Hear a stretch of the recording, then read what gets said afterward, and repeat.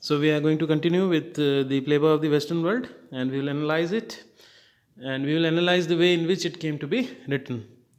The first two sentences of the preface come directly from Synge's program note for premiere of the Playboy of the Western World, which took place at Dublin's Abbey Theatre in early January 1907.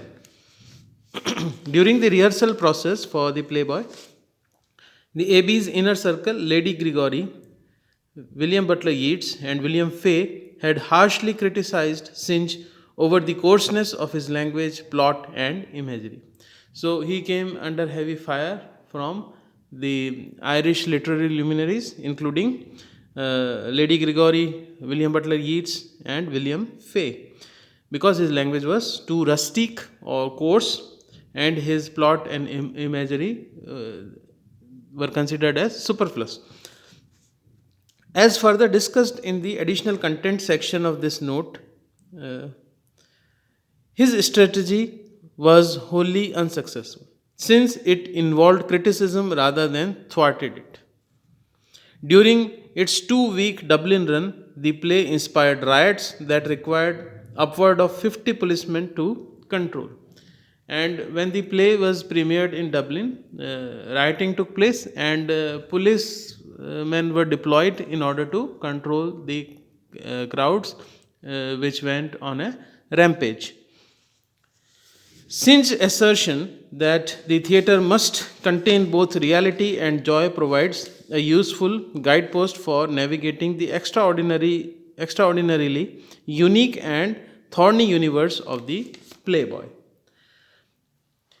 Two important aspects of J.M. Synge's dramatic art, as we have discussed in our earlier video, were the reality and joy.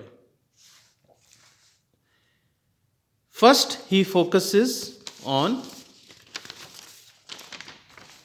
the question of reality, especially in terms of language. So he wanted real language to be used, language which is spoken by real people, language carrying a real sense.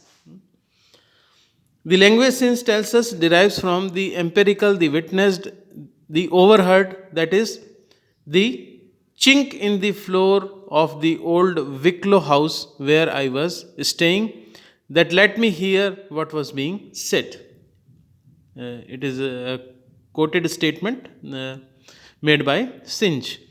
And I repeat it again, what he said.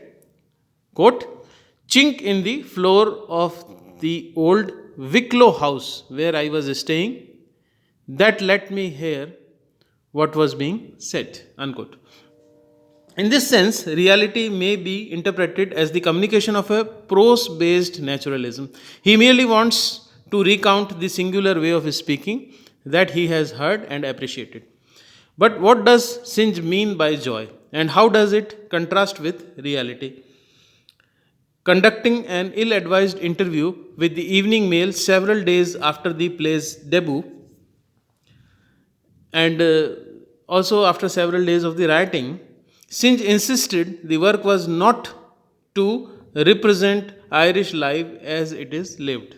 So he made this famous statement that the play was not to represent Irish life as it is lived.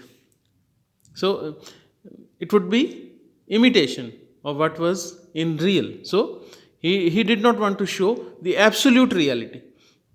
Rather, the play was a comedy and extravaganza. He himself said that the play happens to be a comedy and it is written in the style of extravaganza, something which is larger than life. In other words, he tried to emphasize that the play was a theatrical fantasy rather than a realistic depiction of life. Synge later tried to retract the extravaganza angle, insisting again that the play was grounded in realism. So later on, he changed his statement and he denied that he ever said that or ever meant that, and he said that his play was grounded in realism. So again, realism comes into the force, and citing a famous case of rural murder that he had used for its inspiration. So some kind of incident that happened in rural Ireland and it was used in this play where a son murders his own father. His letters, however, suggest a tenuous relationship between the murder case and the action of his play. In these letters, he admits he cited the case merely to fend off allegations of having written a preposterously wild and utterly improbable scenario. So, what he tries to say that the murder angle was different from the way it happened in the play.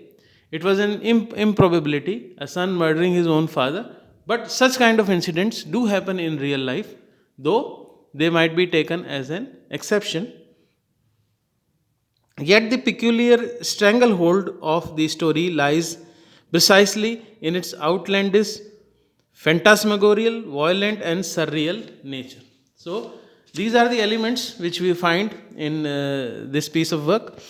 It is outlandish, it is phantasmagorial, it is an utter fantasy, it is violent, and it is in some way surreal. The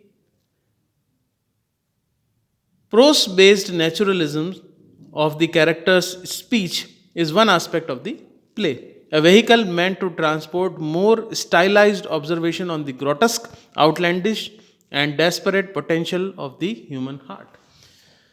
So, this is a heavy word, grotesque, and this play has shown some elements of grotesque. In this way, prose based naturalism allows for the poetic transmission of what is truly extravagant. The joy Synge requires of the stage may therefore be understood as poetic extravagance. So, as we know, as we have read earlier, he tried to focus on two themes. The first one is joy, the first one is reality, and the other one is joy. So, we have discussed reality in detail. Now, we move over to the next thing, that is joy. So, the joy Synge requires of a stage may therefore be understood as poetic extravagance. Certainly, this is a useful definition for understanding the play. The difficulty in correctly understanding the intent and style of the playboy of the Western world often comes from a confusion between the reality and the joy.